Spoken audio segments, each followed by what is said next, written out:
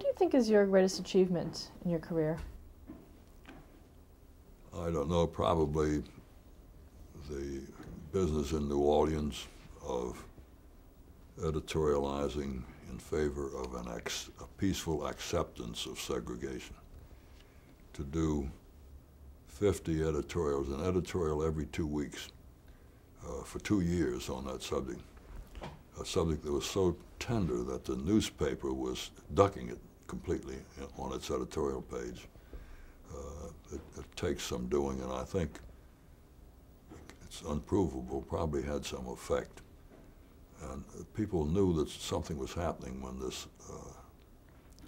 television station took to editorializing on this subject. And the fact that the black people remembered me years later, more so than white people did, indicates that it meant something to them. And the fact that we had hate mail and hate phone calls indicates that it cut into something important. Do you have any regrets in terms of your career? Yes, I regret that I wasn't able to get that letters thing started. I still think strongly that television ought to have letters and ought to be done the way I was doing it. Television is so used to not having letters, they think it's kind of a bizarre idea. But the letters are immensely useful to newspapers. Among other things, they finish up the story. The reporter thinks he knows everything. Well, maybe most reporters don't feel they know everything, but they feel they've got the story under control. And the story goes in the paper, it goes on television. It's not the whole story. There's somebody in the audience knows more than the reporter does, can add something interesting to the story. And one of the things you get in the letters column in the newspaper is you learn more about the story. If the letter is on a subject you're interested in, you've read the story, but now you get a viewpoint or an additional fact, a footnote, an epilogue that you wouldn't otherwise get. And it rounds out the story. Television is missing all of this and missing the contention, missing the contact with the audience. And it's there to be had.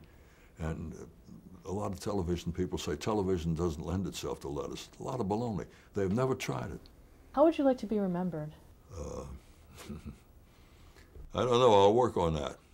Come back in a couple of years, I'll work on it. I think I'd like to be remembered as a proponent of a First Amendment television. Newspaper people don't care about it. They don't think it's important. They don't think television is important. They still don't. Because it's a competitor and because it has elements of show business about it, which fools them into thinking they're dignified, straight news people, and television people are not, even though I've seen newspapers sold with the color comics on the outside of the newspaper. They were selling the comics more than the news section. Intellectuals, academic people, and many of these people, a lot of lawyers and professionals, don't have a sense that television is worthy of First Amendment protection. But people in this country are getting information from television.